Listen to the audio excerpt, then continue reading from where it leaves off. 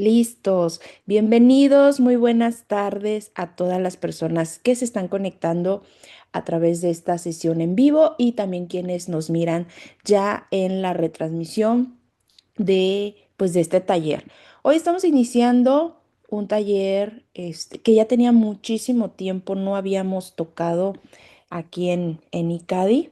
Este, Así que pues bueno, bienvenidos quienes se inscribieron, quienes lo están tomando en vivo, quienes lo están tomando en la retransmisión. Recuerden que estas sesiones son gratuitas, no tienen ningún costo, que ustedes pues bueno estén aquí tomando este aprendizaje. Precisamente nosotros iniciamos dando cursos con estos temas. Este proyecto de talleres gratuitos se inició dando este tipo de contenido bastante valioso y sobre todo muy significativo en el ámbito de la salud.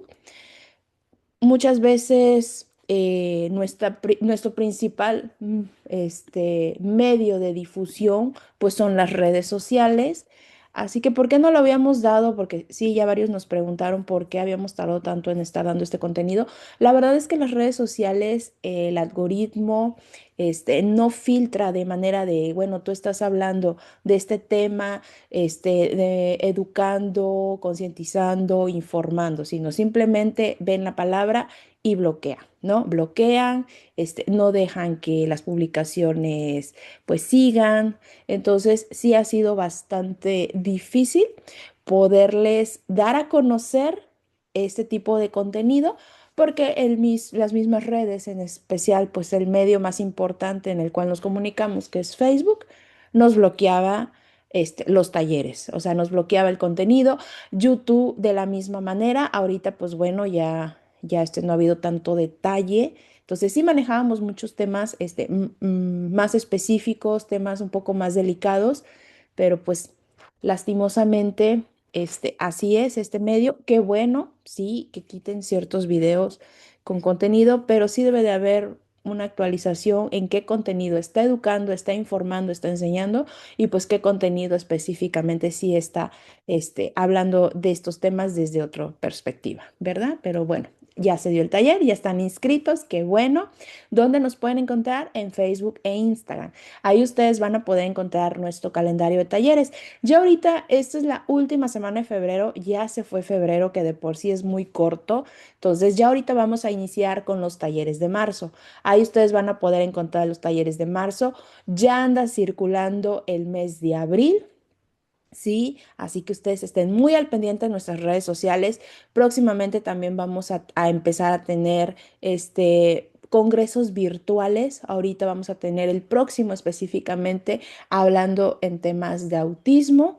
El 1 de abril ya se está organizando virtual. Sí, todavía no hacemos un congreso presencial. Estamos muy emocionados por tratar de hacer uno, pero virtual lo vamos a hacer, también va a ser gratuito para todas las personas. ¿Dónde se van a poder informar?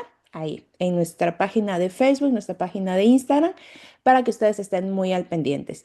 Quienes se encuentran dentro de nuestros grupos, tanto de WhatsApp como de Telegram, recuerden o les informamos que nosotros no les vamos a hacer llamadas. Tengan mucho cuidado con esta parte porque Cadi, sus colaboradores, yo, la coordinadora, el director general, no les vamos a hacer llamadas, ¿sí? Para invitarlos a cursos o esto, no lo vamos a hacer, ni mandamos mensajes directos. Toda la información se manda en el grupo. Toda la información dada a conocer de otros talleres, de inscripciones, también es para los grupos cuando terminan sus talleres. Si ustedes se quedan en los grupos, ahí les llega información o en nuestras redes sociales o ustedes se comunican con nosotros de manera directa a través de mensaje directo. Procuren también no hacer llamadas, porque tampoco las contestamos, porque también nos ha pasado ese tipo de estafa. Entonces, mándenos mensaje directo. Ahí en el grupo ustedes encuentran los administradores. Ahí me encuentran a mí como Cecilia León. Mándenme mensaje si tienen alguna duda de tipo administrativa o también si desean que les comparta el enlace para conocer nuestros próximos talleres. Con mucha confianza ustedes mándenos mensaje y con mucho gusto les vamos a estar dando respuesta. ¿Sale? De esta manera pues evitamos que sean algún tipo de víctima de estos pues estafadores que aprovechan estos espacios para hacer de las suyas. Para aquellas personas, recuerden quienes están de primera vez con nosotros aquí en ICADI en algún curso, taller o diplomado que han tomado y es la primera vez que están en este. El curso o el taller es completamente gratuito, como mencioné. Las sesiones son en vivo, son en retransmisión. La retransmisión de este taller va a ser a las 9 de la noche, hora Ciudad de México. O sea que en un rato más en la nochecita, para quienes no pudieron verlo ahorita a las 5 lo puedan ver a las 9. El video no se queda de manera permanente, así que ustedes traten de verlo a la hora señalada para que no se lo pierdan. Las tres sesiones nos vamos a estar conectando lunes, martes y miércoles a las 5 de la tarde, hora Ciudad de México, para la sesión en vivo, ¿sí? Y a las 9 de la noche para la retransmisión. Y es completamente gratuito el taller, la información que ustedes se van a llevar. Ahora bien, para aquellos que vayan a requerir, necesitar, ocupar o simplemente nos quieran apoyar en este proyecto, la constancia tiene un costo administrativo, un costo de recuperación realmente bastante accesible. Su costo es de 270 pesos mexicanos. Les va a estar llegando la constancia de manera digital. La constancia cuenta con código QR, un valor curricular de 12 horas. Recuerden, para las personas que están muy atentos a este punto, ¿no? de los valores curriculares, tiene 12 horas. Avalada por el Instituto de Investigación y Capacitación en Desarrollo Infantil, el costo es de 270 pesos mexicanos o 16 dólares americanos. Les va a estar llegando también el material del taller para quienes adquieran su constancia.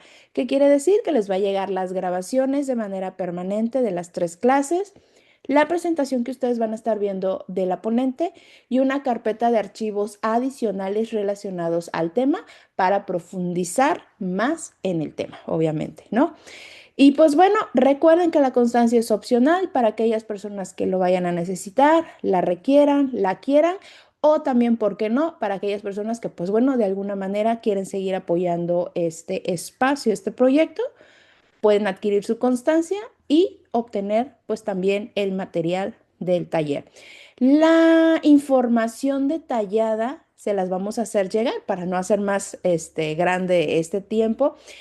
Al final de cuentas es formas de pago y pasos a seguir. Eso se comparte en el grupo, ¿sí? Ahí donde ustedes están en el grupo les va a llegar la información de manera detallada para aquellas personas que pues bueno quieran solicitarla o irla solicitando, van a tener la información. Les hago hincapié quienes solicitan su constancia entre estos 3 días de sesión, lunes, martes y miércoles, ya les llega el día viernes, ¿sí? Ya les va llegando su constancia el día viernes.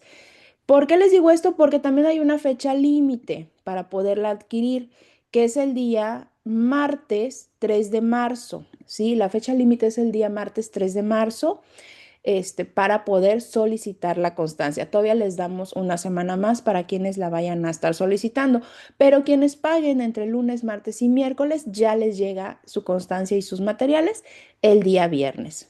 ¿Sale? Pues bueno. Vamos a iniciar ya con esta primera clase, espero que haya quedado claro. Si queda alguna duda, recuerden, mándenme mensaje directo, ahí me encuentran en los administradores y con mucho gusto les doy respuesta. Para quienes vayan a estar solicitando la información de formas de pago, nada más esperen que termine esta primera clase y ahí va a llegar en el grupo la información de manera detallada. Y pues bueno, el día de hoy, estos 3 días, va a estar encargado de la maestra Juanita Berenice Ortegón Medina. Ya muchos de ustedes han tomado talleres y diplomados con ella, tanto en este tema en específico como en otros. Ella es licenciada en psicología, actualmente se encuentra cursando la maestría en dirección educativa, lo que refuerza su compromiso con la formación de profesionales y el desarrollo de proyectos de impacto social. A lo largo de su trayectoria ha tenido el privilegio de ser instructora de seguridad pública en múltiples estados de la República Mexicana, como lo es Colima, Tabasco, Coahuila y Nuevo León. Estas experiencias le han permitido perfeccionar sus habilidades en la aplicación e interpretación de pruebas psicométricas, así como en la realización de evaluaciones psicológicas y opiniones técnicas, contribuyendo a la capacitación de organismos como la Fiscalía de Colima, Oaxaca y el Centro de Justicia para la Mujer. Ha impartido cursos en el Colegio de Inteligencia, Seguridad y Ciencias Forenses y ha sido docente en universidades del estado de Coahuila, donde ha compartido sus conocimientos y experiencias con las futuras generaciones de profesionales. Voy a dejar de compartir. Maestra, yo por aquí ya la había visto, espero que no se me haya salido. Ah, ya la vi. Le voy a dar el coanfitrión porque no se lo he dado. Listo, ya podemos iniciar.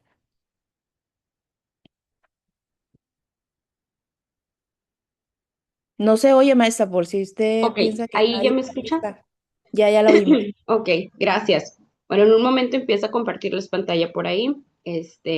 Bienvenidos a este taller de intervención psicológica y evaluación forense en casos de violencia infantil. Por aquí, como nos dice la maestra, bueno, es un tema muy importante, más yo creo que ahora o en esta fecha, desgraciadamente por los sucesos que acaban de pasar en lo que es aquí nuestro estado, en lo que es México, ¿verdad? Nuestro país y conocer la importancia de cómo evaluar, cómo hacer nuestras intervenciones psicológicas. Si bien en este caso nosotros lo vamos a hablar desde el área forense, pero también vamos a ver cómo se hace una intervención clínica. Porque es importante considerar esto, porque, bueno, a mí siempre me gusta hacerles mención, ¿verdad? De las diferencias que existen en lo que es la psicología clínica y lo que es la psicología forense. Si bien, pues ya como ahorita lo mencionaba la maestra, el tema es un área o es un tema dentro de lo que es el área de la salud, ¿sí? En este caso, pues en lo que es el área de la salud, en el área infantil. Y tan importante es que es el desarrollo infantil, ¿por qué? Pues porque de esto va a depender el desarrollo del individuo en la vida adulta, ¿sí? Entonces yo voy a empezar por aquí a compartirles la pantalla y en este momento posiblemente ustedes me dejen de ver, ¿sí? Si ustedes tienen dudas, si ustedes tienen comentarios, por favor vayan escribiéndolos en el chat y conforme vayamos avanzando en la sesión o al último, antes de cerrar la sesión, vamos a resolver todas sus dudas, ¿sí? Entonces voy a iniciar compartiéndole la pantalla, les mencionaba, posiblemente me van a dejar de ver en un momento más me, me acerco de otro usuario para que ustedes puedan verme también por ahí, ¿sí? Entonces vamos a iniciar.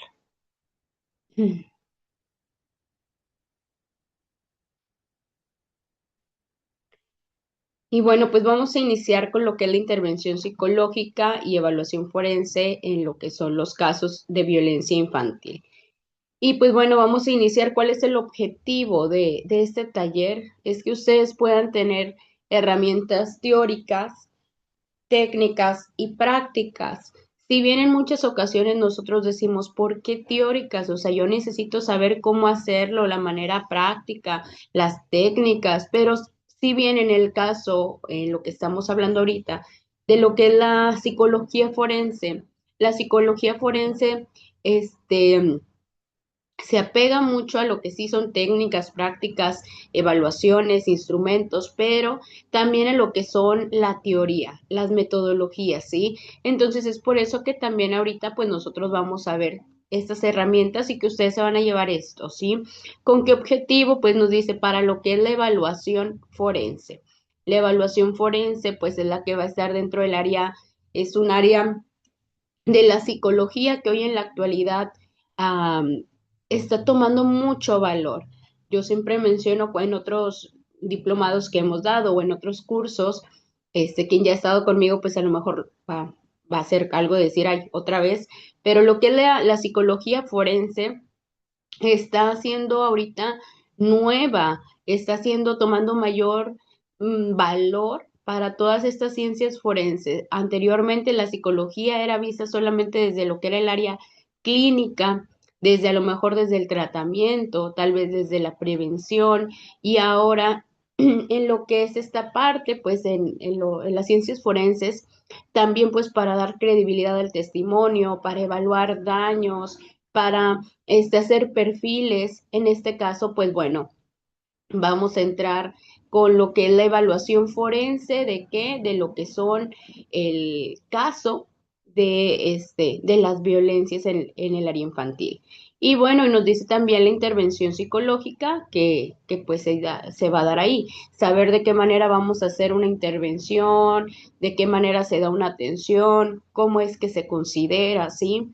Y nos dice, sobre todo aquí algo bien importante es garantizando el interés superior del niño y el respeto a los derechos humanos y la validez científica y legal de las actuaciones profesionales. Aquí es bien importante esto, en el caso en el que lo vamos a abordar el día de hoy, si bien lo vamos a abordar desde lo que es la experiencia y el área psicológica y clínica, pues también lo vamos a abordar desde el área forense y jurídica, donde nos dice que nuestro trabajo se debe de apegar al interés superior del niño y nos debemos de apegar a todo lo que son los derechos humanos, ¿sí? Y nos dice, bueno, pues para iniciar por aquí, principalmente es importante que nosotros hablemos de qué es la violencia infantil. Y nos dice, comprende toda acción u omisión ejercida por personas o grupos o instituciones que vulnera la integridad física, psicológica, emocional o sexual de niños, niñas y adolescentes, afectando su desarrollo integral, dignidad y bienestar y constituyendo una violación de sus derechos humanos. Aquí en este punto, pues como les decía yo en algún momento ahorita, ¿verdad? Va a ser toda acción que afecte el desarrollo integral de ese niño, niña o adolescente. Y nos dice, bueno, ¿cómo es que afecta o de qué manera va a afectar? Pues nos dice aquí que no solamente en el caso, en este caso nosotros como psicología o como psicólogos, pues podemos encontrar por ahí que pueda existir una afectación con ansiedad, con depresión, con todos esos trastornos mentales, pero nos dice, pero que también va a afectar o vulnerar la integridad física. ¿Por qué? Porque tal vez va a ser que esta persona, este niño, niña o adolescente, pues sea vulnerable a otros tipos de delitos o de situaciones. Para que si hay una situación o un delito se dé, existen diversos factores, que ahorita vamos a ver cuáles son los factores que llegan o que existen para que se dé una violencia. Pero en este caso, el hecho de que el niño viva violencia infantil nos dice, pues lo está haciendo vulnerable, ¿sí? Y nos dice, va a afectar su desarrollo en cuanto a lo que es la vida adulta, en lo que es todo su desarrollo eh, físico, sexual, cognitivo y demás. Y nos dice, bueno, desde la perspectiva psicológica, aquí es algo importante también considerar. Desde la perspectiva psicológica nos dice que se debe de entender como un fenómeno multicausal. ¿Qué quiere decir? Que la violencia no viene, les decía ahorita, no viene solamente de un factor, sino que pueden influir muchos factores que lleguen a que se dé una violencia. Y nos dice, se va a caracterizar, perdón, por asimetría de poder. ¿Qué quiere decir? Pues estamos hablando de niñas, niños y adolescentes que carecen de poder físico, que carecen de poder cognitivo, de poder emocional. ¿Qué quiere decir este poder? O sea, de poder tomar decisiones, de poder evaluar situaciones a lo mejor de riesgos. A ver, denme un segundito.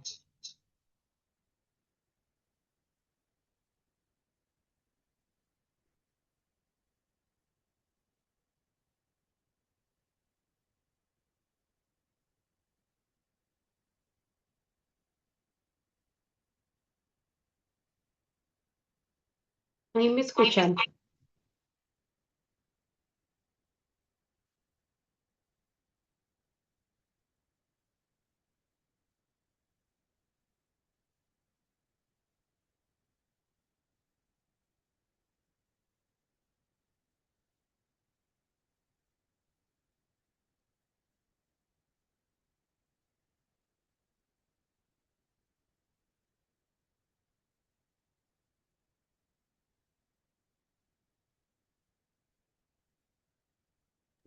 Maestra, no se escucha. Denme un segundo, por favor. Ok, ok.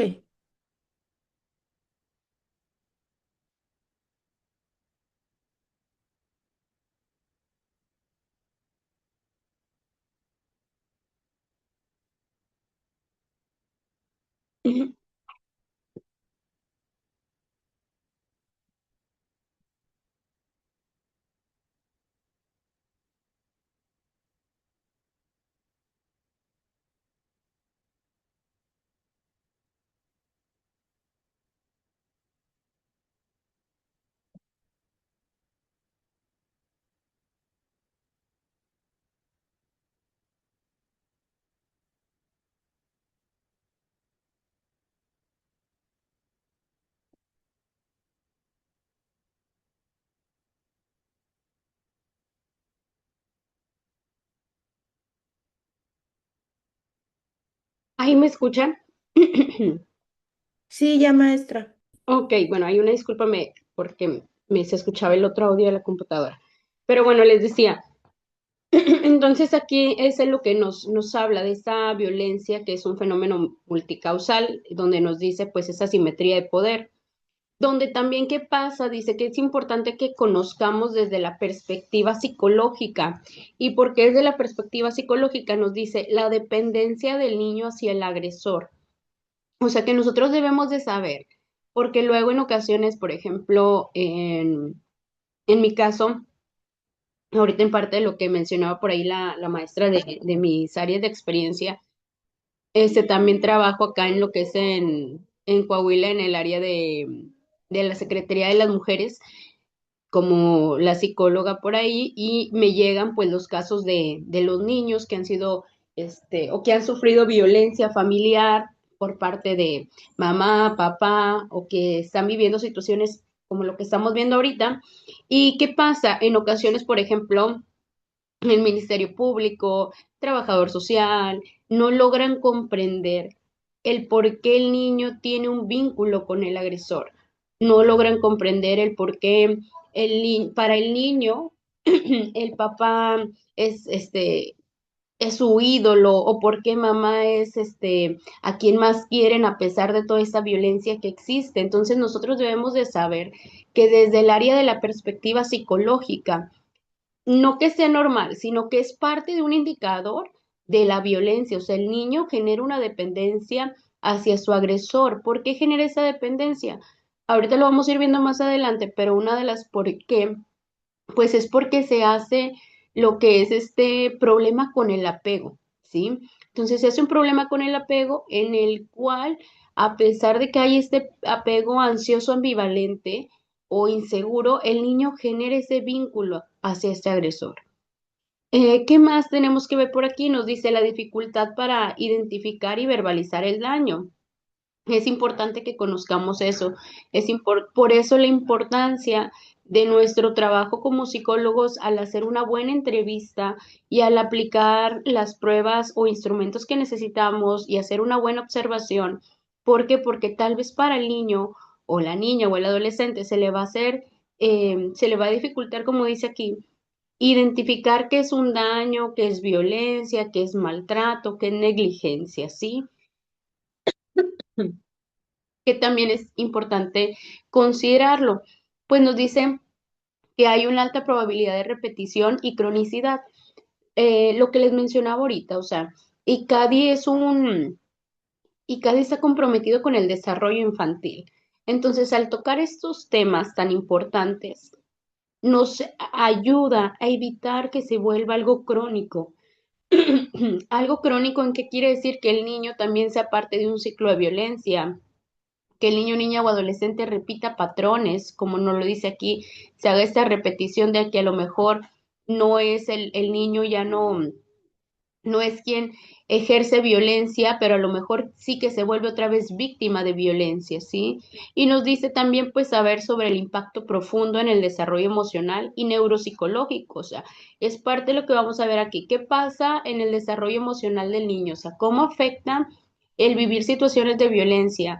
cómo es que hay una baja autoestima, cómo es que se desencadenan trastornos mentales, existe una afectación, cómo afecta en el desarrollo neurológico, o sea, cómo hay, es que afectan en estos eh, estrés postraumático, en esta liberación de neuroquímicos que luego afectan hasta en el desarrollo académico. Entonces es por eso que nos dice saber que desde la perspectiva de nosotros como psicólogos, va a ser un punto multicausal, o sea, va a ser algo que puede ser de muchos factores y que se va a caracterizar por esto que estamos viendo.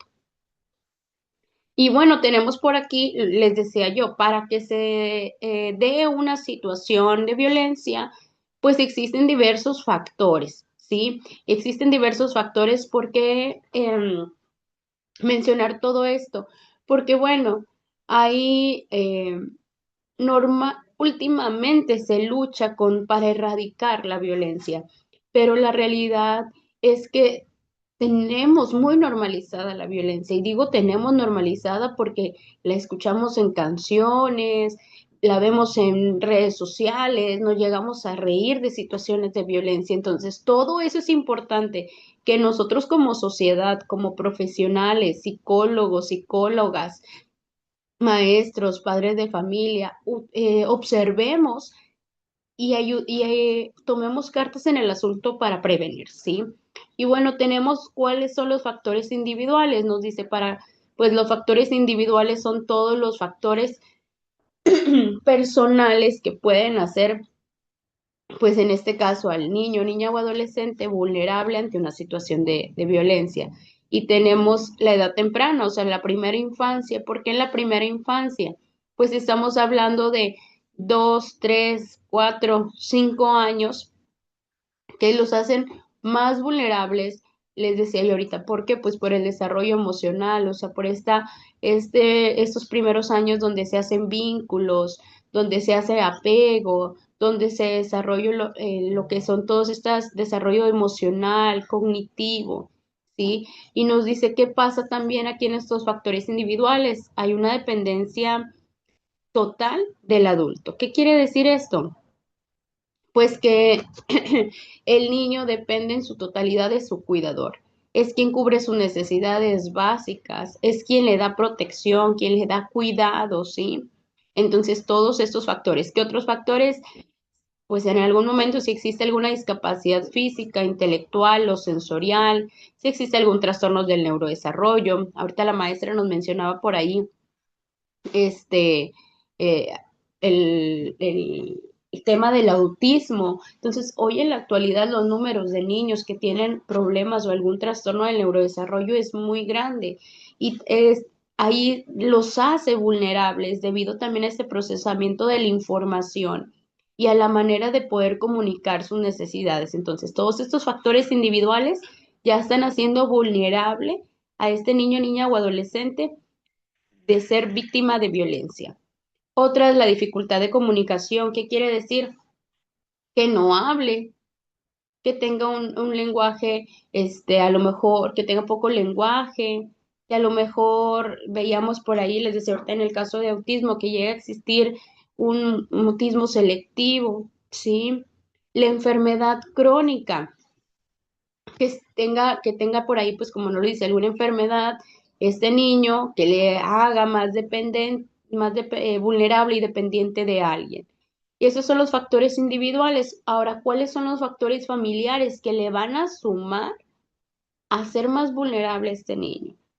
Pues que se viva violencia de pareja, violencia en la familia, que dentro de la familia exista el consumo de alcohol o drogas, que hoy en la actualidad también pues está muy alto el consumo de drogas, ¿sí? Los trastornos mentales no tratados en cuidadores. Últimamente existen niveles altos de ansiedad en adultos, niveles altos de depresión en adultos, en cuidadores, estrés, ¿verdad? Existe mucho estrés, sobre todo, por ejemplo, en cuidadores que tienen algún niño o niña con trastornos del neurodesarrollo. Entonces, esos factores también influyen. Historia de maltrato intergeneracional. ¿Qué quiere decir? Que tal vez yo, mamá, o yo, papá, viví situaciones de violencia Y como platicamos ahorita, se repite este patrón. Muchas veces yo les comento por ahí a mis usuarias, a veces nosotros no nos damos cuenta que estamos repitiendo este patrón porque decimos, no, pues a lo mejor a mí me pegaban y él solamente, son humillaciones o son insultos, o sea, es violencia psicológica. Entonces, eso también es un factor que influye a ser vulnerable a este niño o niña, ¿sí? Autoritarismo extremo, negligencia, ¿qué quiere decir?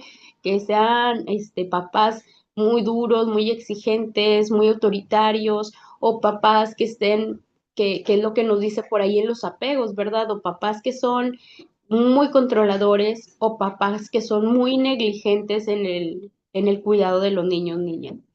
Y otro, pues que existe un aislamiento social de la familia.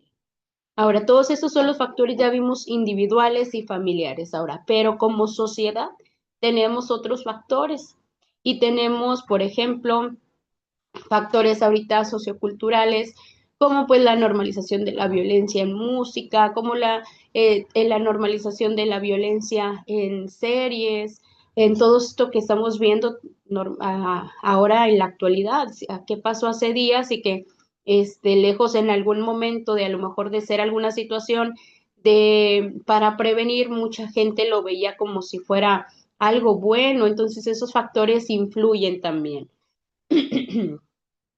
Otro factor que influye por aquí, pues es que en ocasiones les decía, nosotros normalizamos esta violencia haciendo comentarios como el de, le falta una nalgadita al niño, los niños se corrigen con golpes, y todo esto que hace, pues que se normalice tanto y que no veamos o no nos demos cuenta que ese niño, esa niña está siendo víctima de violencia y que le está generando un malestar, le está generando un daño en su desarrollo.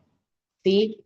Otro que tenemos son los roles de género rígidos. ¿Qué quiere decir? Pues lo que hemos visto ahora muy en la actualidad, que se ve si eres niño lo que tienes que hacer, si eres niña lo que tienes que hacer, o sea, muy marcado, muy estereotipado.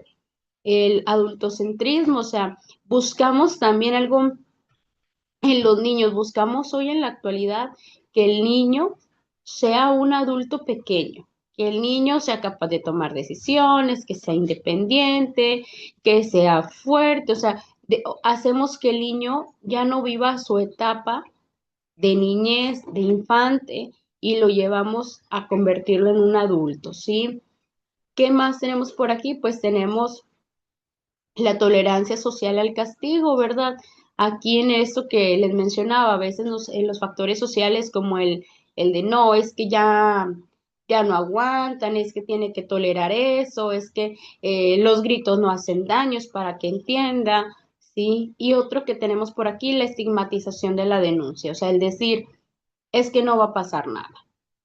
Es que si denuncio, no, no van a decir, no van a hacer nada, el niño va a sufrir más, le van a estar preguntando, le va a hacer más daño, ¿sí?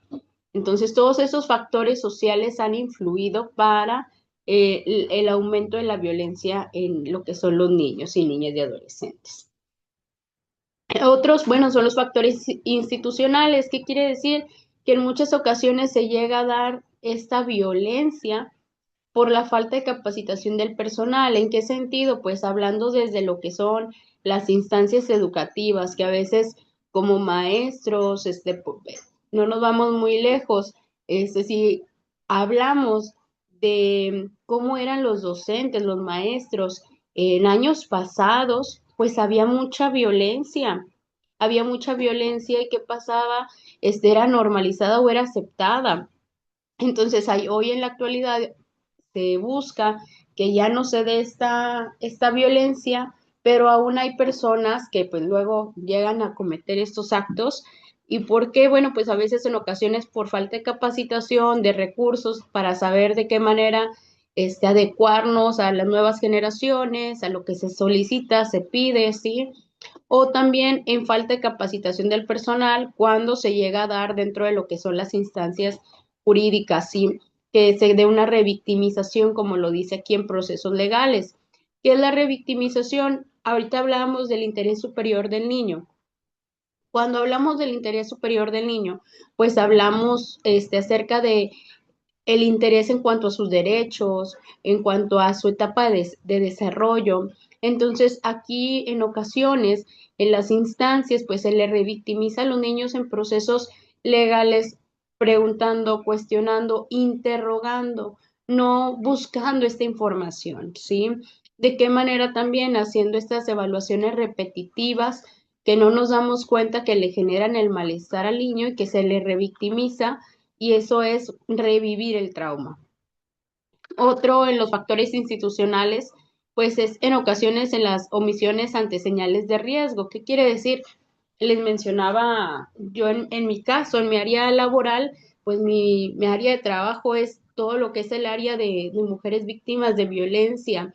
O sí, mi trabajo es ser asesora psicoeducativa y de la promoción de la salud a las mujeres. Entonces, en este caso, dentro de la instancia, cuando a mí me llega a llegar alguna usuaria que esté siendo víctima de violencia y que a lo mejor debido a que se encuentra dentro del ciclo de la violencia no esté cuidando al bienestar de sus hijos, yo tengo que ahí hacer una canalización, en este caso a PRONIF. ¿Por qué? Porque nos dice, si tú no lo haces, ya estás haciendo una omisión ante esas señales de riesgo de ese niño, niña o adolescente. Y otro de los factores institucionales que vemos por aquí nos dice, bueno, pues son los retrasos en la intervención, o sea, que se haga el proceso muy tardado, que no se hagan las evaluaciones correspondientes, que no se le dé la atención correspondiente, en este caso a los niños, ¿sí? Y hasta ahorita, ¿cómo vamos por ahí?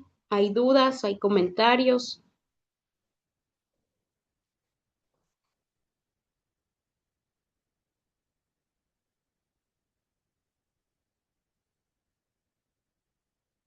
Vamos bien entonces. Excelente. Bueno, para compartirles nuevamente por aquí la pantalla. Un segundo.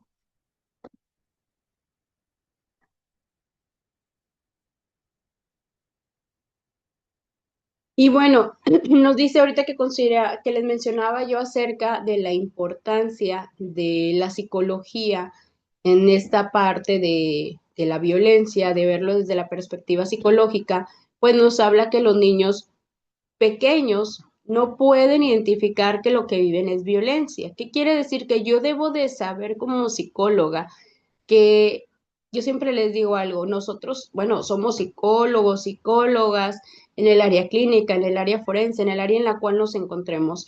Y el estar ahí, pues me hizo tener mis años de experiencia para poder estar en este lugar, ¿verdad? No solamente mis años de experiencia en conocimientos académicos, sino de práctica. Entonces, todo eso ha permitido a mí identificar qué es la violencia. ¿Cuántos años tengo en eso? 10, 15, 20, los años que tenga. Pero luego yo me llega un niño, una niña o un adolescente y yo busco o quiero que él o ella sea capaz de identificar esa violencia. Pues es difícil, ¿verdad? Es muy difícil, entonces es importante, sobre todo porque si estamos hablando en algunos casos que, por ejemplo, se llega a dar en violencia familiar, pues cómo es que mi papá o mi mamá me están haciendo daño, o si es en la escuela, bueno, es que tal vez si digo, no me van a creer, o en realidad esto es violencia, en realidad esto está mal. Entonces, aquí es lo que nos dice, o sea, tomándolo desde lo que es la perspectiva psicológica, es importante saber eso, que no siempre los niños van a poder identificar que lo que están viviendo es algo malo, que es violencia. Otra, que no cuentan con recursos verbales para denunciar. ¿Qué quiere decir? Pues que a lo mejor no va a poder decir el niño que alguien lo está golpeando, que alguien lo está insultando, que lo está menospreciando, que no le dan de comer, ¿sí? Entonces ahí eso es importante considerar. Otro, que dependen emocional y físicamente del agresor. Les decía por qué. Porque generan estos vínculos, estos problemas con el apego. Y eso es importante que yo lo considere porque esto va a explicar el por qué tal vez cuando yo estoy haciendo la entrevista, el relato es fragmentado. ¿Qué quiere decir fragmentado? Que tal vez me diga algo, se le olvide o que tal vez no sepa de qué manera explicar lo que le está pasando, que tenga una dificultad para narrar cronológicamente y que yo debo de saber, o en este caso, mediante mis instrumentos de evaluación, mediante las teorías del desarrollo, yo debo de poder justificar que eso es parte de la afectación emocional o que no. Tal vez en este caso, bueno, va a haber casos de todos, vamos a encontrarnos casos a lo mejor donde no está pasando o donde en este caso sí está pasando y que existe esta dificultad para narrar cronológicamente, pues yo debo de saber que es normal por la edad del niño. Yo debo de saber que es normal por su desarrollo cognitivo. Y nos dice, por eso se van a requerir técnicas especializadas de entrevista, que ahorita vamos a ver, bueno, en estos días vamos a ver qué tipo de entrevista es lo que se recomienda, cómo se debe de aplicar, por qué se debe de aplicar esa, por qué no otra, ¿sí? Y otro porque nos dice, bueno, esto explica el por qué a veces los niños normalizan la violencia. ¿Por qué la normalizan? Porque genera, pues, como les decía por ahí, una dependencia de quién es el agresor en ese punto. Y bueno, tenemos por aquí diferentes tipos de violencia. Y aquí al momento en el que vemos estos tipos de violencia, pues a lo mejor ya es muy normal decir, ay, sí los identifico, pero es importante no solamente identificarlos, yo por aquí se los pongo como ejemplos y también los indicadores clínicos y conductuales que nosotros vamos a encontrar. Porque importante saber, porque es lo que se me va a solicitar a mí. A mí el juez me va, o el MP me va a solicitar indicadores y es porque esos indicadores pues me van a decir que van a ser parte de una afectación emocional, de un daño, ¿sí? De un trauma. Y nos dice, bueno, en la violencia física vamos a encontrar golpes, bofetadas, patadas, jalones, sacudidas, quemaduras, uso de objetos como forma de castigo. Entonces, es importante que cuando nosotros estemos haciendo nuestra entrevista, pues logremos preguntar a los niños estos tipos de violencia, porque en ocasiones, por ejemplo, les mencionaba yo ahorita, o sea, mi trabajo que es con eh, usuarias víctimas de violencia, cuando yo llego a preguntar, ¿has sufrido violencia física? Me dice, no, pero si yo les digo, ¿te han golpeado? ¿Te han dado patadas, jalones? Sí. Entonces lo mismo va a pasar con los niños. Si yo le digo al niño, ¿has sufrido violencia? ¿O está sufriendo violencia? El niño tal vez me va a decir que no. Pero si yo le digo al niño, alguien te ha golpeado, alguien te ha pegado, te ha jaloneado, tal vez ahí me va a decir sí, sí. Y nos dice, bueno, ¿cómo vamos a ver estos indicadores? Esto los vamos a ver nosotros porque vamos a observar pues a lo mejor cicatrización, a lo mejor moretones, a lo mejor algunas marcas, ¿sí? A lo mejor, bueno, también nos dice por aquí el miedo excesivo a figuras adultas.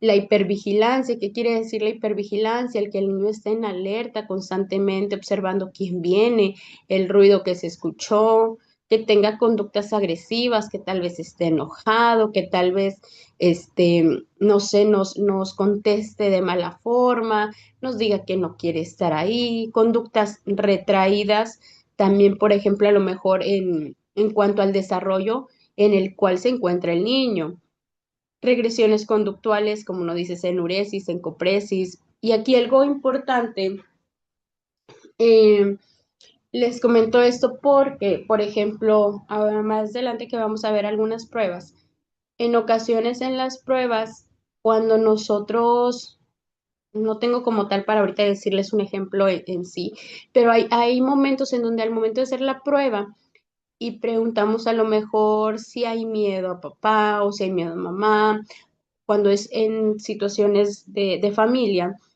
o de esas conductas agresivas, en ocasiones aparentemente llegamos a ver que no hay un daño, que hay un vínculo hacia mamá y papá como si ellos fueran los mejores cuidadores. a pesar de que a lo mejor hay este tipo de violencia física. Pero, ¿qué pasa? Vemos que tal vez el niño es agresivo, tal vez está haciéndole violencia a otras personas, a un animalito, a un compañerito, algún familiar. Entonces, eso es el indicador que nos dice que que sí existe esta violencia y que se está manifestando de esta manera en él, ¿sí? O sea, esta afectación, este daño.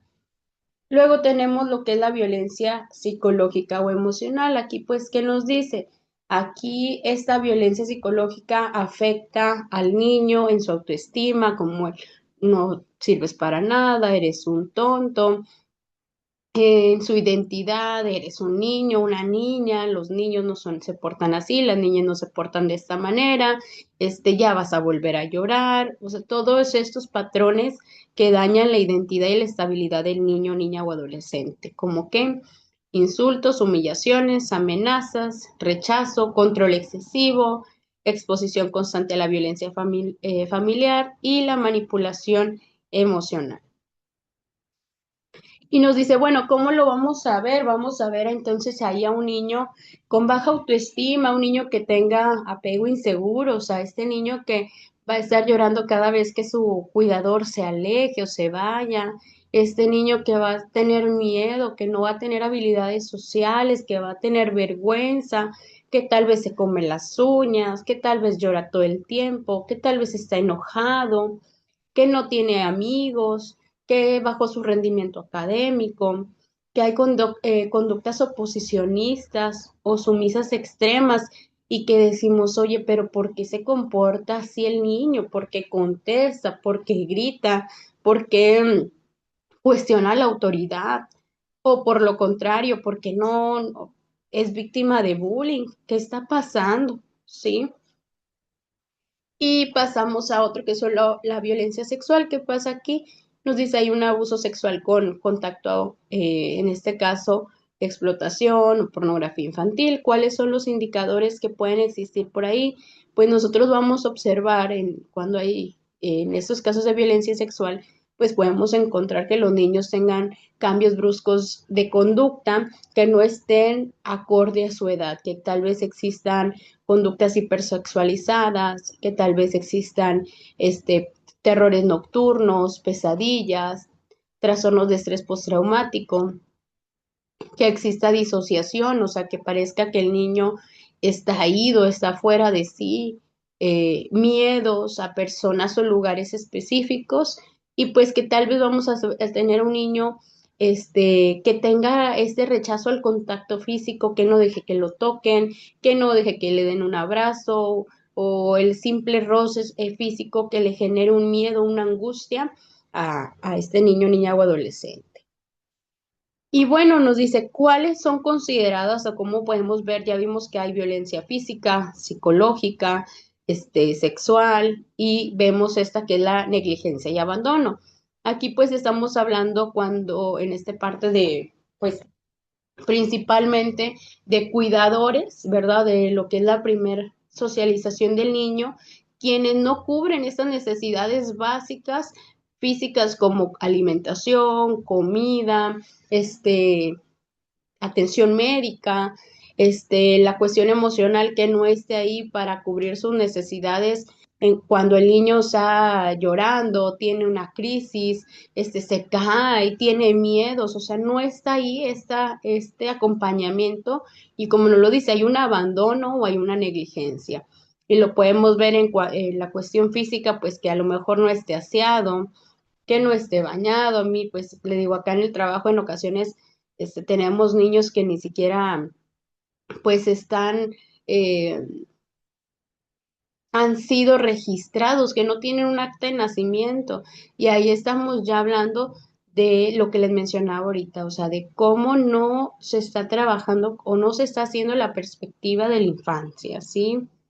Y bueno, entramos a otro punto que es la violencia institucional. Aquí es toda institución que no dé atención, capacitación o sensibilidad sobre el tema de los derechos y la perspectiva infantil. ¿Qué quiere decir esto? Que se vulneren los derechos del niño.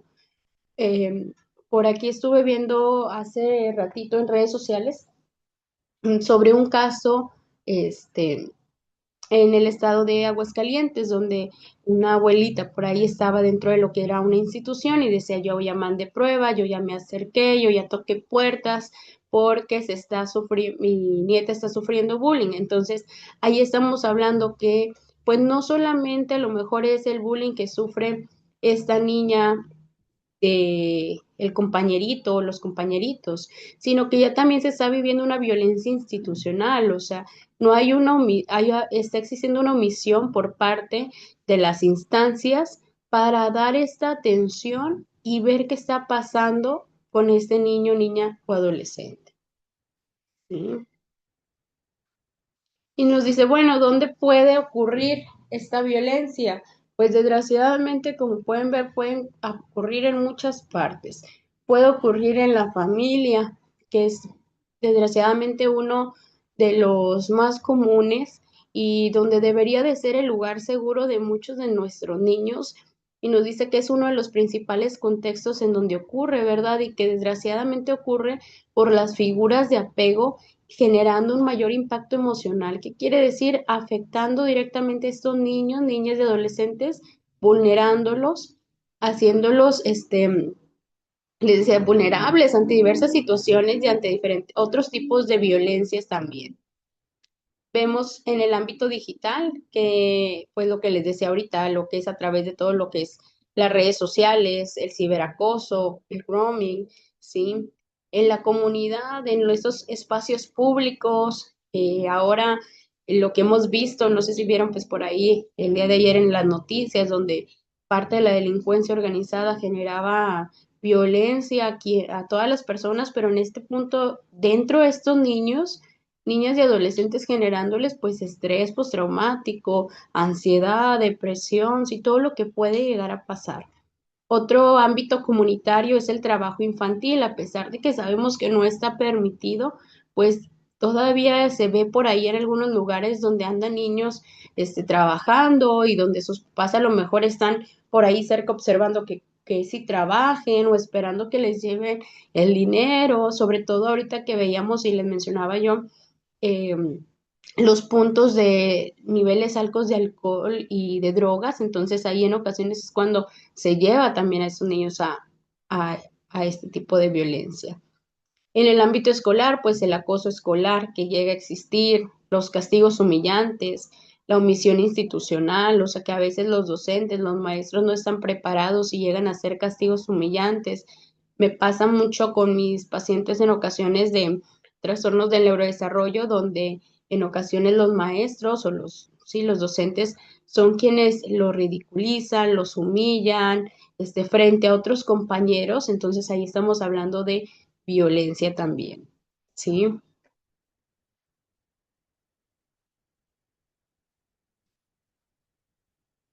Y bueno, entramos a lo que es parte del marco normativo, esa es una de las primeras partes. ¿Y por qué tocar el punto del marco normativo? Porque nosotros como psicólogos dentro del área forense nos debemos de apegar a este marco normativo. Y nos dice, bueno, la convención en este caso de los derechos de los niños establece que los niños son plenos de derecho. ¿Qué quiere decir esto? Aquí es donde entra el punto de la perspectiva infantil. ¿Qué quiere decir? Que los tenemos que escuchar, que se le tiene que dar protección, que se le tiene que preservar su dignidad y que no se le debe de revictimizar. Porque es importante considerar esta parte de los derechos de los niños, porque anteriormente los niños no eran escuchados, a los niños no se les daba protección. Entonces, hoy en la actualidad lo que nos dice es que si está viviendo violencia familiar, tienes que escuchar a ese niño. Tienes que buscarle una instancia, tienes que buscarle una red de apoyo que le pueda dar su protección. Anteriormente era como uno, los niños no sufren, los niños no pasa nada, el adolescente no, ya está grande, ¿sí me explico? Entonces hoy nos dice no, lo que nos dice la convención es que a los niños se les debe de ver como sujetos plenos de derecho. Y lo mismo va a pasar con nosotros al momento de trabajar con niños. En el momento en que yo como psicóloga clínica o forense trabajo con niños, los debo de ver como sujetos de derechos, no como alguien que no se le debe de escuchar, ¿sí? Y nos dice, ¿cuáles son los errores cuando nosotros no los vemos o no aplicamos la perspectiva infantil? Pues que no los vemos como un objeto de prueba, o sea, alguien que voy a interrogar, alguien a quien le voy a hacer una aplicación de pruebas, a alguien donde voy a ver que deba de tener coherencia su relato o su narrativa de los hechos, o donde se le va a estar, ¿sabes qué? No, vamos a tener que hacer más pruebas o más evaluaciones para ver la credibilidad del testimonio. Entonces, lo que nos dice aquí es que yo como psicóloga, en este caso forense, me voy a pegar a la perspectiva infantil y voy a ser un sujeto de derecho. ¿Qué quiere decir? Voy a escuchar a ese niño a través de que, sí, de mi entrevista o sí, de los protocolos que voy a utilizar, pero que lo voy a escuchar y no a interrogar, que voy a respetar su ritmo, o sea, que voy a respetar su narrativa, que sea libre y que voy a aplicar técnicas tal vez de regulación o contención emocional si el niño o niña lo necesita, porque también yo debo de proteger su integridad emocional. Y bueno, vamos a pasar hasta aquí. No sé si ustedes tengan dudas, tengan comentarios.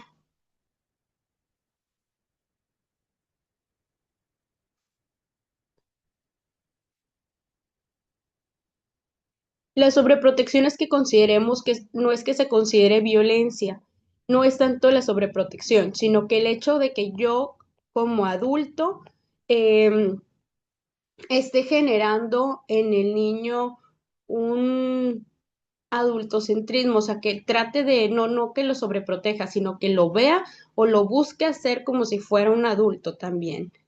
¿Y cuántos tipos de indicadores existen? Vamos para allá con esos indicadores que vamos a ver por ahí. Cuando los niños muestren cariño, a ver, bueno, aquí es importante, por ejemplo, cuando nosotros estamos hablando em,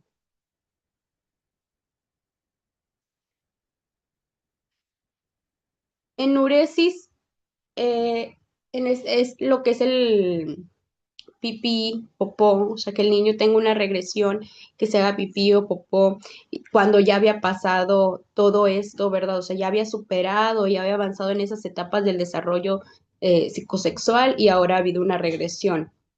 Ahí es a lo que se refiere enuresis y encopresis.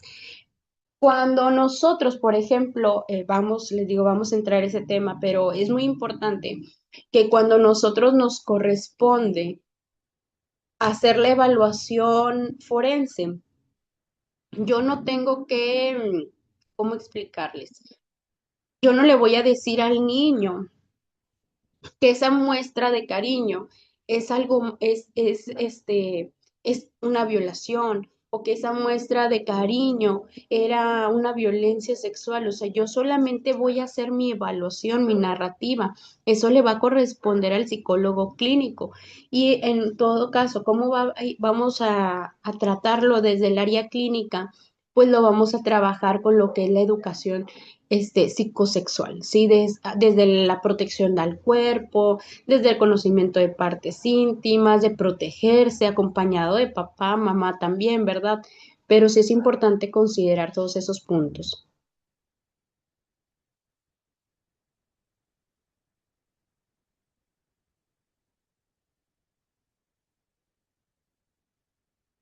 Un niño que sufre bullying, a ver, no siempre, pero lo que nos dice las teorías es que el niño que sufre bullying tal vez está, o que hace bullying, tal vez está viviendo una situación de violencia también, ¿sí? Entonces, que es donde aplica, no sé si han escuchado hablar de la escalera de la violencia. Papá genera violencia a mamá, mamá a los niños a otros niños, a la mascota o demás. O sea, la escalera va bajando, se va cambiando, se hace un ciclo por ahí repetitivo.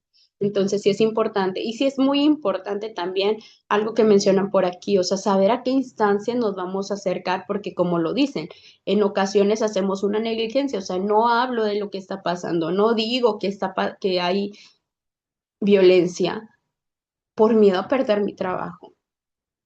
Entonces sí es importante que nosotros tengamos el conocimiento, que si yo soy maestro, maestra y que encuentro todos esos puntos o esos indicadores que ahorita estoy escuchando por aquí, o soy psicóloga, entonces yo debo de dar en este caso a las instancias del área infantil, PRONIP, no sé cómo se llaman en otras áreas en las cuales se encuentren en sus estados, pero ellos van a ser los que se van a encargar de hacer todo este proceso de evaluación para papás y para los niños. ¿Sí?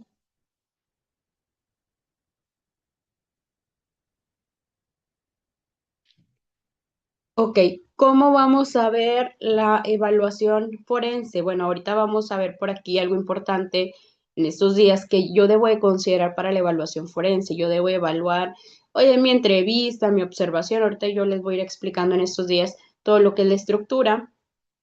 Y para que yo pueda comprobar que el niño, no hay una prueba en realidad que diga si alguien está mintiendo, no. Yo lo único que voy a comprobar es que tal vez hay una exageración del síntoma o que tal vez hay una simulación del síntoma, pero en realidad ni nadie podemos comprobar si estás mintiendo o no. No sé si me explico. Y desde ahí eso es muy importante. Em, es muy importante que lo consideremos porque no hay una prueba, como les digo, que diga si mientes o no mientes. Entonces, si tú desde el área forense te dice, tú aceptas que estás mintiendo, que sí está mintiendo el niño, la niña o el adolescente, tal vez tu trabajo puede estar en riesgo porque no hay una prueba que diga quién está echando mentiras o no. El polígrafo, pero no somos poligrafistas, somos psicólogos, ¿sí? Entonces, ahí es bien importante eso. Yo no voy a poder saber si miente o no. Yo necesito decirle al juez o también apegarme a lo que sí puedo contestar. Y en este caso tal vez puedo decir que no hay criterios que comprueben la validez del testimonio. Sí, exacto, pero es para la credibilidad del testimonio. No puedo decir si miente o no miente. O sea, hay que saber delimitar y saber utilizar las palabras correctas en este caso. ¿Sí? Y bueno, seguimos por aquí. Y les decía, considerando lo que es el desarrollo evolutivo, para poder saber, ya que yo conozco el desarrollo evolutivo, yo debo de saber cuáles son algunos indicadores de daño que puedan existir, como nos dice aquí, comprensión del daño. Si estamos hablando de la primera infancia, que es de 0 a 5 años, los niños por ahí no comprenden como tal la violencia. Entonces, ¿qué pasa por ahí? Los niños lo ven como este daño, pero ellos lo ven como un miedo, o sea, no quiero ir a este lugar, no quiero estar aquí, no me gusta, no quiero hablar con esa persona, o sea, esa es la manera en que la primera infancia, o sea, de 0 a 5 años, nosotros podemos ver que hay un daño. Ojo, daño, no estoy hablando de violencia, estoy hablando de daño. La violencia, por ejemplo, aquí es bien importante, nosotros vamos a evaluar lo que es el maltrato, ¿sí? Pero que este maltrato pues viene de diferentes violencias como lo estamos viendo por aquí. Entonces, ¿pero qué nos dice? Que en esa primera infancia, pues por lo regular los niños no lo comprenden como tal, pero lo van a expresar a través de estos miedos y esta inseguridad y que la mayoría de los traumas que pueden aparecer por ahí se van a manifestar a través de lo que es el juego y la conducta. ¿Cómo? Pues a lo mejor en el juego repitiendo este patrón, en la conducta, pues conductas de llanto, de problemas del apego, de inseguridad, de miedos irracionales, hipervigilancia, ¿sí? Luego en la niñez intermedia, pues estamos hablando que es de 6 a 11 años. Aquí los niños, niñas, ya identifican que algo no está bien. O sea, que eso que les está pasando está mal. Pero, ¿qué pasa? En muchas ocasiones llega a haber un sentimiento de culpa, como un, es que si yo no me hubiera portado mal, es que si yo no le hubiera dicho, es que si hubiera sacado buenas calificaciones, o es que es mi culpa porque yo lo hice, porque yo dije, me pasó esto, ¿sí? Entonces nos dice, ¿qué pasa aquí en la niñez intermedia? Nosotros debemos de saber como psicólogos que sí puede haber una verbalización sobre esa violencia, sobre ese maltrato, pero que posiblemente puedan existir algunas lagunas. ¿Qué quiere decir estas lagunas? O sea, que pueda haber periodos o episodios que tal vez el niño no comprende en su totalidad o que no pueda narrar completamente. Y en la adolescencia nos dice es de 12 a 17 años. Aquí pues ya hay una comprensión más clara de lo que es el abuso, de lo que es esta violencia y hay en ocasiones un mayor conflicto emocional, o sea, el niño llega a sentir vergüenza, llega a sentir enojo, llega a sentir ese sentimiento de culpa que veíamos de 6 a 11 años, pues se convierte en una emoción de ira, emoción de culpa y vergüenza al momento de querer comentarlo. Y lo podemos llegar a ver con conductas autolesivas, ¿sí? Entonces, eso es lo que nos dice por ahí, que existe una afectación, un daño. Por ejemplo, les digo, en mi caso, en mi trabajo, cuando son adolescentes, pues muchos de estos adolescentes llegan en ocasiones con conductas autolesivas y a veces decimos, bueno, a ver, me llegan a decir, no, pero es que no hay afectación.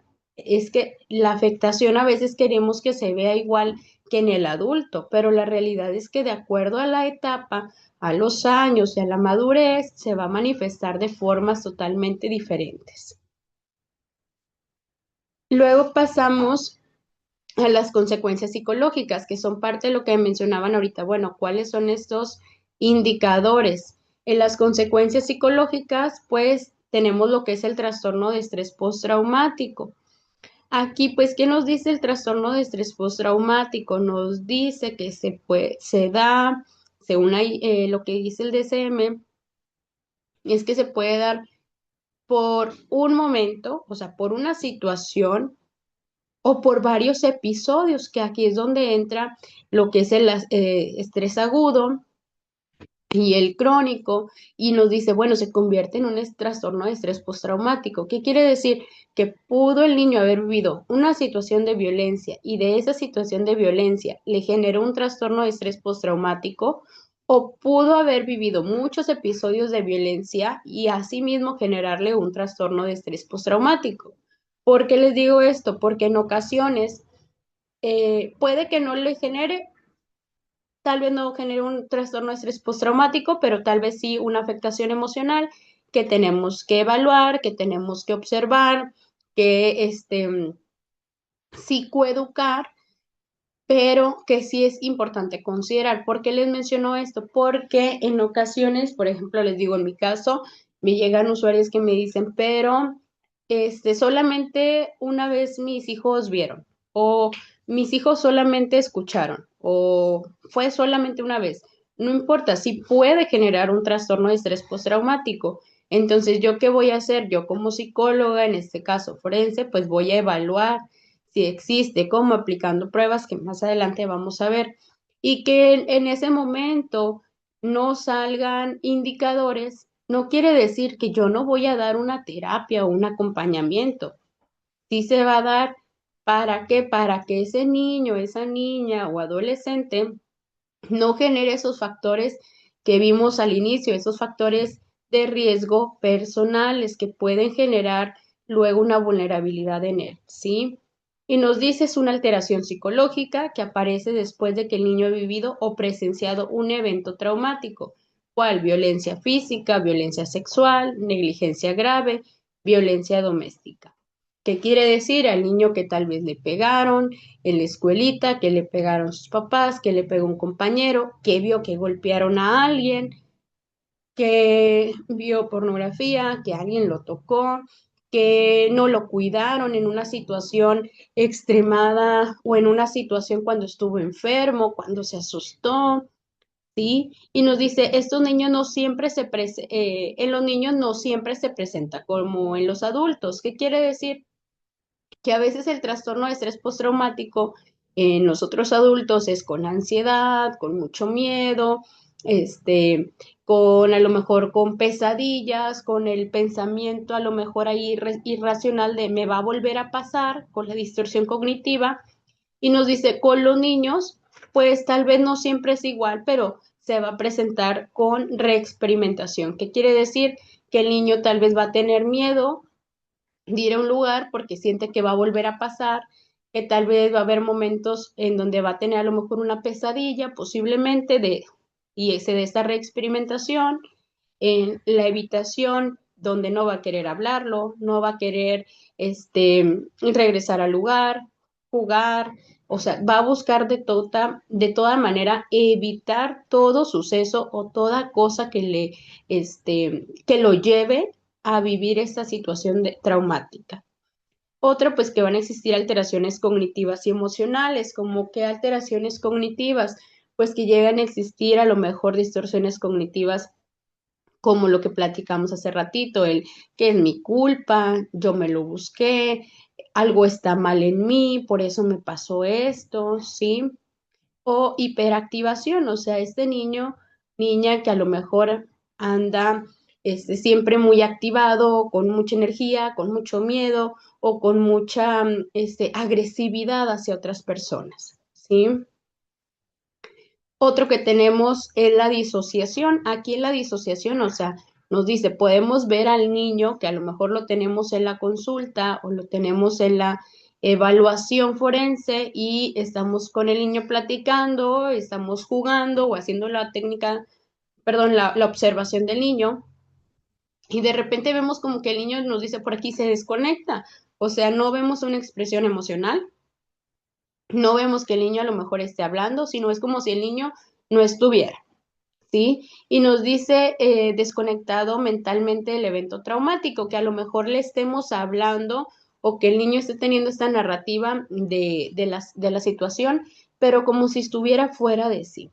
Entonces nos dice, ¿qué pasa? Y es una estrategia de supervivencia, o sea, que era algo que les decía en la cuestión neurobiológica, o sea, el cerebro entra en un modo de supervivencia. ¿Por qué? Porque el recordar o el vivir en ese momento de estrés postraumático de daño emocional, le hace, su cerebro entra en este modo de supervivencia de decir, no quiero regresar, no quiero volverlo a vivir. Entonces, ¿qué pasa? Aparece una mirada perdida, aparece un no recuerdo, un no sé qué pasó, sensación de irrealidad, de decir, es que tal vez lo soñé, tal vez son mentiras, es que yo creo que no me pasó, sí, cambios en el estado de ánimos, está muy feliz, luego enojado, luego llora, o sea, muy irritable también. O juego desconectado, o sea, el niño está jugando, pero es como si él estuviera en otro lugar. Ahí que nos funciona, yo les puse por aquí, nos funciona el anclaje sensorial, o sea, si yo durante la observación o la evaluación con el niño o niña puedo observar que hay un juego desconectado o estoy observando que el niño tiene una mirada perdida, puedo hacer un anclaje sensorial. ¿Cómo funciona lo que es el anclaje sensorial? Puedes decirle al niño, si está sentado, que sienta cómo sus pies están en el piso, que apriete y suelte sus puños, que me diga a lo mejor como la técnica de anclaje sensorial de 5 cosas que puedes ver, 4 cosas que puedes tocar, 3 que puedas escuchar, 2 que puedas saborear, o sea, lo llevo a que vuelva aquí y ahora para poder seguir con la evaluación. Y podemos ver también que existen conductas regresivas. ¿Qué quiere decir? Pues hablábamos ahorita enuresis, encopresis, o sea que si el niño, estamos hablando a lo mejor, o que ya tiene 11 años, que tiene 8, que tiene 5 y que ya había un control del esfínter y que ahora me dices, oye, pues es que se está haciendo pipí, está mojando la cama o se hizo popó, ese es un indicador de que está pasando algo. ¿Qué quiere decir? Que está pasando una situación traumática de algún evento de violencia, ¿sí? Y nos dice, retorno a conductas de etapas anteriores del desarrollo. En muchas ocasiones, cuando llega a existir una regresión de una conducta, es también por un modo de supervivencia, o sea, el cerebro del niño es como decir, ¿sabes qué?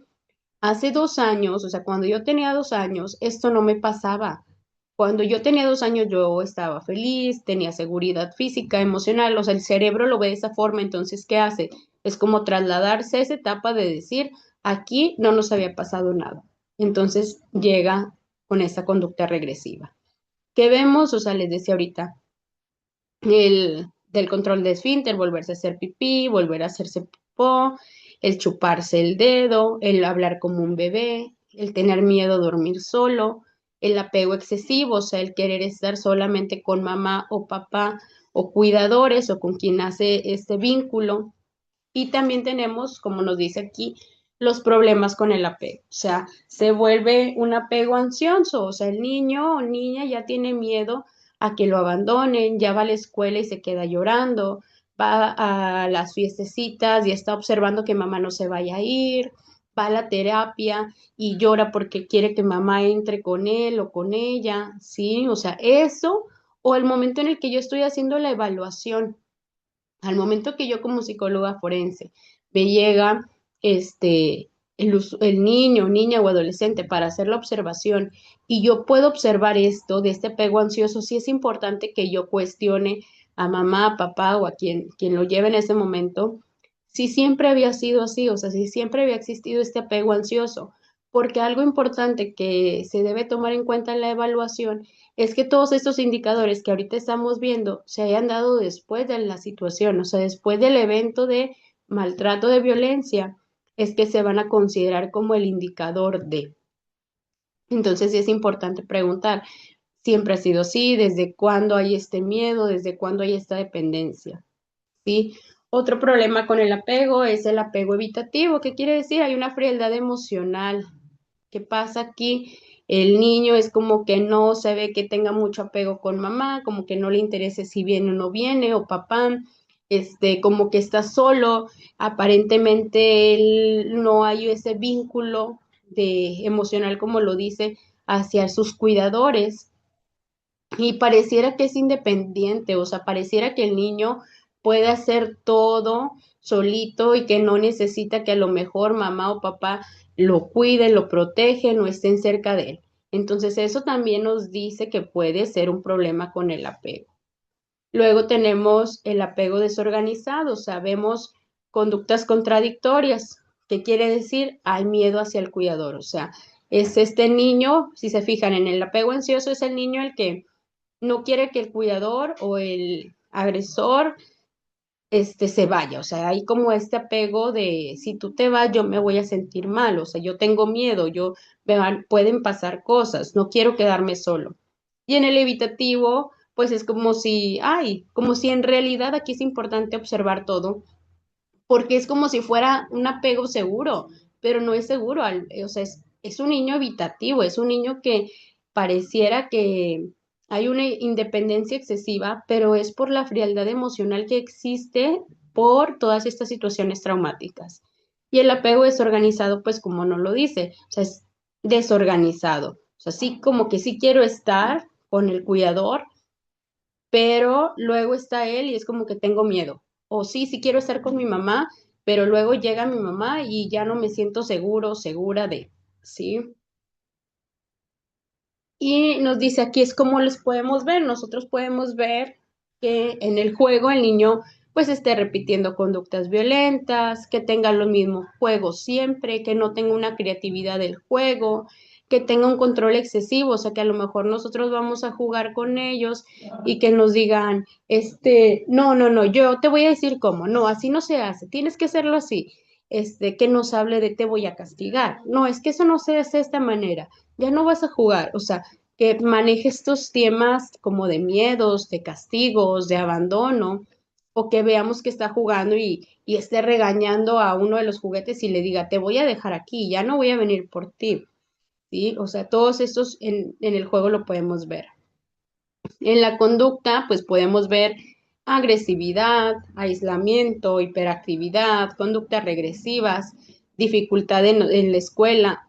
Ojo, esto en conducta después de una situación. O sea, Por eso si yo soy psicóloga clínica y me llega a lo mejor mi pacientito, yo debo de preguntar, bueno, ¿desde cuándo hay esta hiperactividad? ¿Desde cuándo aparecieron estas conductas regresivas? O sea, ¿qué pasó antes?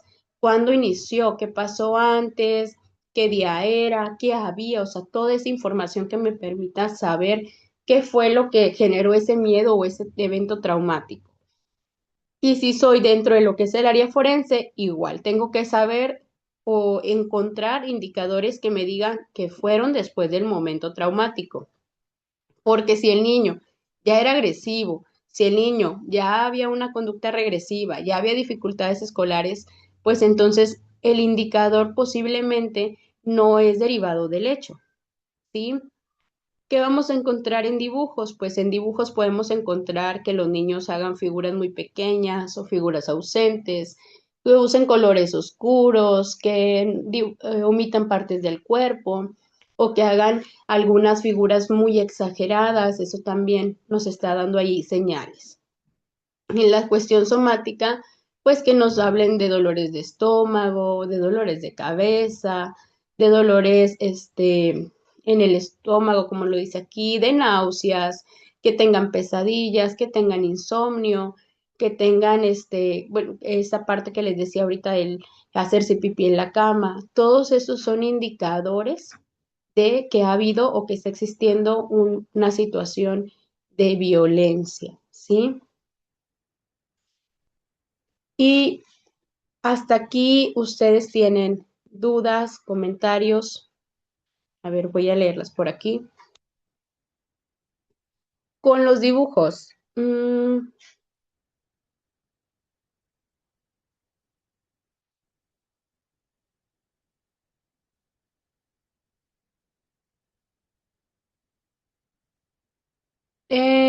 No usamos, o sea, las pruebas proyectivas no se recomiendan dentro del área forense, ya que dentro del área forense se necesitan los indicadores cuantitativos y en las pruebas proyectivas son cualitativos, o sea, te puede decir que hay agresividad, que tal vez hay este desorden sexual, pero que tal vez a lo mejor hay masturbación, pero yo necesito para lo que son las pruebas o lo que es la evaluación forense cuantitativos, por eso no se recomienda, ¿sí?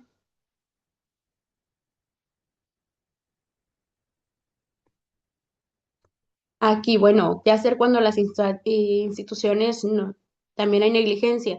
Siempre, pues está la Comisión de Derechos Humanos en donde podemos acercarnos y ellas van a ver por el interés superior del niño, ¿sí?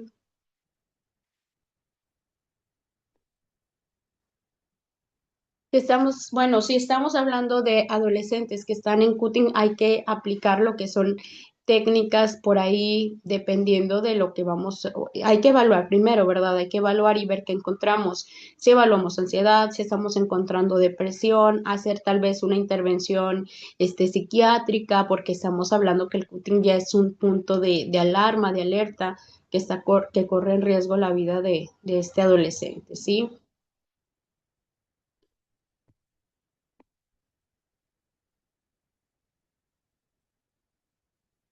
Aquí, bueno, en este caso veo por aquí lo del adolescente, la disociación, como platicamos ahorita, la disociación, estamos hablando de un adolescente. Cuando el adolescente se da lo que es una pérdida de pareja, no en todos, pero se puede decir que hay como este duelo que mencionas. ¿Por qué? Porque tal vez lo veo como un fracaso, como algo que no logré, como algo porque socialmente nos dicen que vamos a buscar una pareja para toda la vida. Y si en la adolescencia yo pierdo a mi pareja, que era para toda la vida, pues tal vez llegan a existir estos episodios de miedo, de fracaso, de sentimiento de inutilidad, de muchos pensamientos por ahí. Entonces, ¿qué hay que hacer? O sea, vimos ahorita en los episodios de disociación, pero o sea, es la intervención por ahí en cuanto a lo que son estrategias de regulación emocional, de distorsiones cognitivas, o sea, qué es lo que está pasando, qué es lo que estoy pensando, o por qué estoy llegando a estos procesos de disociación o estos episodios, o sea, de qué estoy tratando de huir, ¿sí? Vamos a ver por aquí las pruebas que vamos a aplicar para cuantitativos, ya lo irán viendo por aquí. Sí, las pruebas las vamos a ver por aquí.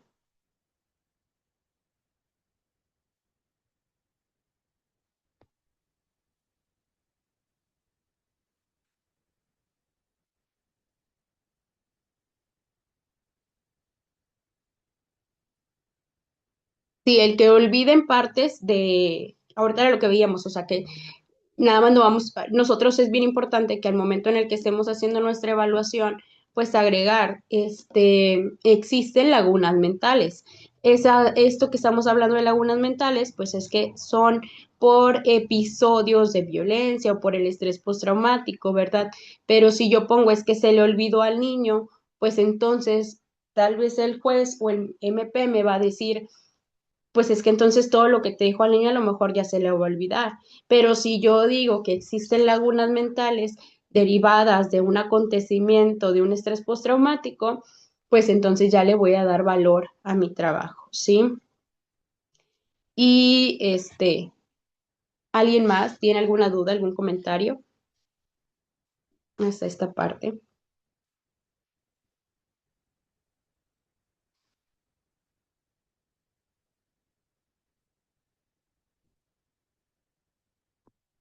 Vamos a ver por último, por aquí, lo que es la evaluación clínica y la evaluación forense. Es muy importante, ¿por qué? Porque yo tengo que saber, por ejemplo, si ustedes ahorita que estamos viendo que los indicadores para hacer una intervención en lo que es la violencia, si yo estoy dentro del área clínica, pues yo tal vez sí puedo aplicar pruebas proyectivas, pero si yo estoy dentro del área forense, yo no puedo aplicar pruebas proyectivas. ¿Por qué? Porque no le van a dar respuesta a una pregunta legal. ¿Sí me explico? Nos dice que hay que ver la evaluación clínica y la forense. En la clínica, el niño necesita ayuda. O sea, el niño necesita ayuda emocional, ayuda por el trauma, ayuda por una ansiedad, por disociación, ¿sí? En el forense, nosotros necesitamos dar respuesta a una pregunta legal. ¿Cuál es esta pregunta legal? Ujú. La pregunta legal es, ¿existen indicadores de maltrato? ¿Existen indicadores de afectación emocional? ¿La narrativa de los hechos es consciente o carece por ahí de fundamentos o de indicadores?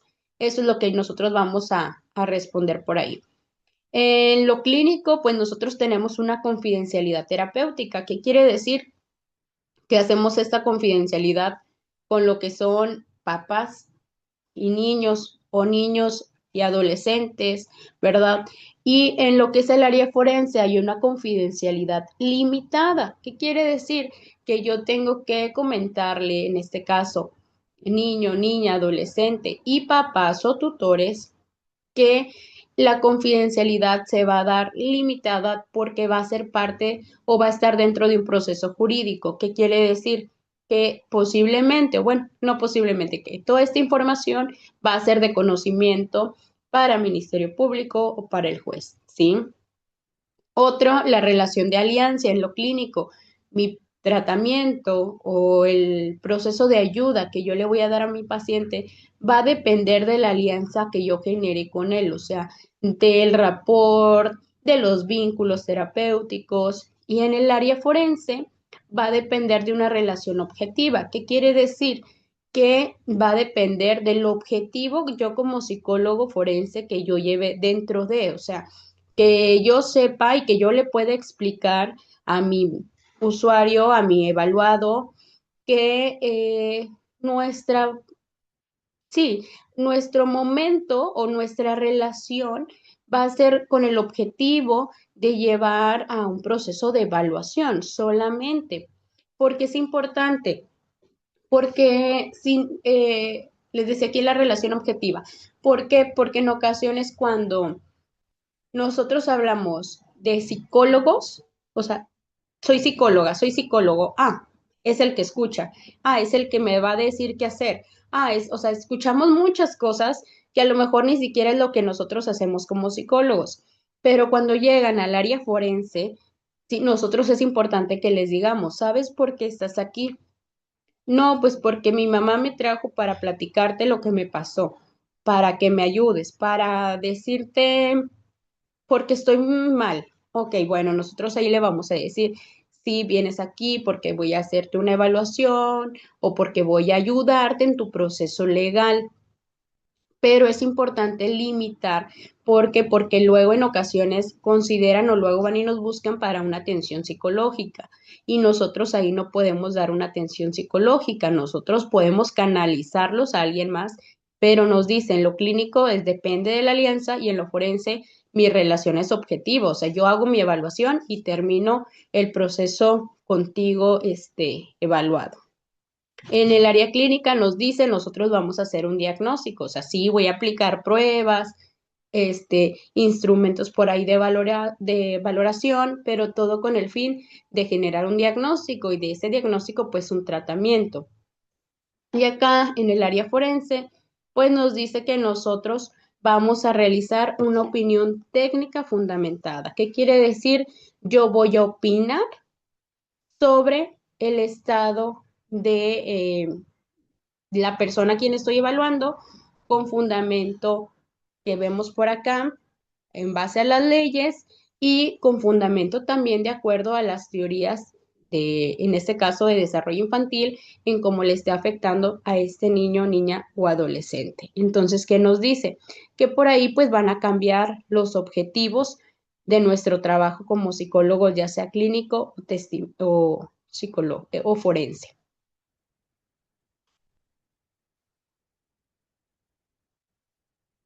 Aquí, bueno, es que en el DIF, pues debe de pasarlo a la Procuraduría, en este caso de los niños, niñas y adolescentes, ¿sí? Sí se puede preparar al niño para que el juez lo escuche. ¿Por qué? Porque ahorita que hablamos de la perspectiva infantil, el juez ya escucha a los niños. Pero ¿qué se busca? Se busca que nosotros, a través de lo que es nuestra evaluación y de toda la narrativa del niño o de todo lo que es la entrevista, podemos encontrar toda la información para darle la narrativa al juez y así él ya no tenga que volver a cuestionar al niño porque nos debemos de aplicar a la perspectiva infantil. O sea, no interrogo, escucho, ¿sí?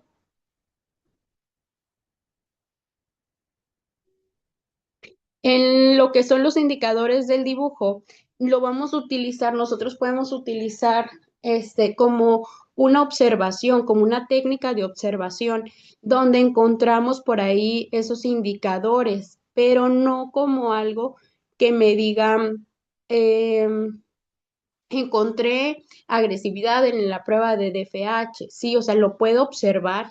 Es como la técnica, es como cuando nos llega el paciente o la persona a la que yo voy a evaluar, y yo voy a evaluarlo y entonces estoy observando que me está contando algo, pero está ido y me pregunto algo y de repente se queda así y me dice, es que una vez pasó que yo iba a la escuela, pero... Ajá, o sea, entonces yo ya estoy observando que hay disociación, que hay tal vez lagunas mentales, o sea, observo eso, observo a lo mejor que está ansioso, que se mueve, que tiene miedo, que llora, observo, pero eso que observo ahora yo lo tengo que encontrar en la prueba.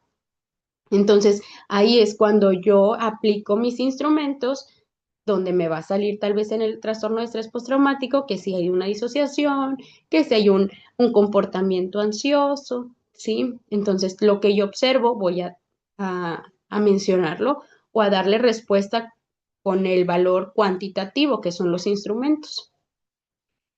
Y sí podemos grabar audio y video para no revictimizar. De hecho, en el protocolo que vamos a ver más adelante viene el utilizar audio y video. Entonces, pero también nos dice cómo es que hay que utilizarlo, en qué lugar lo debemos de utilizar, en una cámara Gesell, pero si no lo tengo, bueno, cómo me voy a pegar a los lineamientos y a las leyes para no revictimizar, ¿sí? ¿Qué estrategias son para no revictimizar? Les digo, vamos a verlos aquí en el protocolo, pero pues para no revictimizar nosotros lo que nos dice es que no vamos a interrogar, o sea, voy a escuchar, es que no voy a juzgar, es que voy a validar, o sea, yo no voy a hacer preguntas en las cuales revictimice, por ejemplo, de decir, ¿y cómo te hacía o qué pasaba o qué pasó cuando te hizo? O sea, no voy a sugerir, no voy a hacer preguntas sugeridas porque tal vez voy a encontrar respuestas que no son, que el menor tal vez me va a contestar por la pregunta que yo hice y que tal vez lo puede revictimizar, ¿sí? Entonces por ahí pues lo vamos a ir viendo. Vamos a trabajar con consentimiento informado, claro que sí, yo les voy a pasar por aquí un consentimiento informado, lo vamos a proyectar por aquí para que ustedes lo vean y vamos a trabajar también con las entrevistas que se deben de hacer para pegarnos a lo que se necesita y para no revictimizar, ¿sí? Entonces, por el día de hoy nosotros vamos a terminar nuestra primera sesión. No sé si ustedes tengan dudas, comentarios.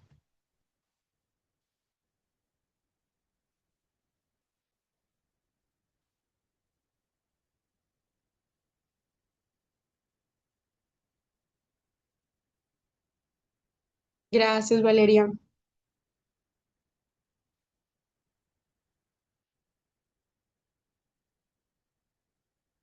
Muchas gracias. Sí, es muy distinta a la práctica clínica, pero nos sirve, siempre es importante que a pesar de que seas forense, tengas conocimiento en lo clínico, porque de lo forense, pues vamos nosotros a necesitar el saber el tipo de terapia, cuántas sesiones es recomendable, ¿sí? O sea, yo debo de saber, como les decía ahorita, tal vez no fue una situación de violencia, porque a lo mejor alguien le hizo violencia al niño en la escuela y a lo mejor no existe como tal una afectación emocional, pero tal vez, o sea, en este momento no existe una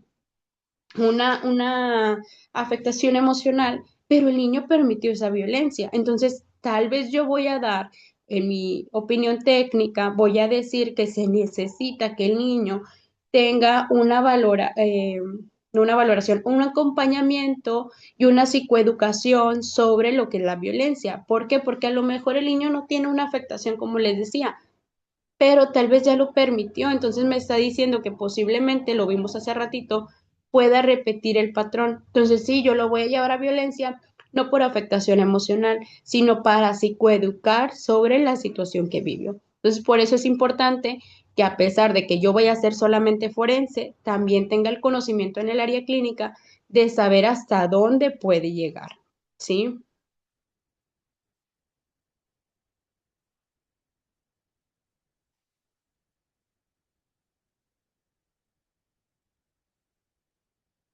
Sí, como forense sí puede, como clínico sí puedes expedir un diagnóstico forense siempre y cuando tengas los conocimientos. ¿Qué quiere decir? O sea, que tengas alguna certificación, que tengas diplomados en el área forense, o sea, porque el Código de Procedimientos Penales te pide que tengas la experiencia para el área forense, ¿sí?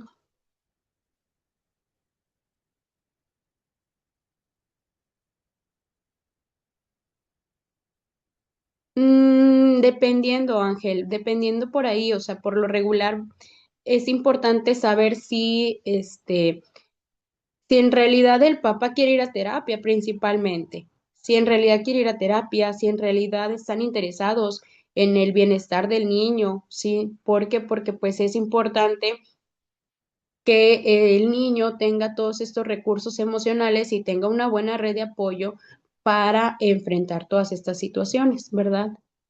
Saludos a todos. Piden un número de cédula forense cuando eres perito privado. Sí, cuando estás dentro de alguna instancia o demás, en ocasiones ya no te la piden, pero sí es muy recomendable tener una cédula por ahí, sí, o un número de certificación. Yo les voy a hacer por aquí llegar, Sergio, el protocolo para casos de abuso. que es el que se recomienda en lo que es el área penal, ¿sí? Se los voy a hacer llegar aquí. Yo creo que el día de mañana lo estaríamos viendo, al igual que el protocolo, ¿sí? Muchas gracias a todos también, bonita tarde.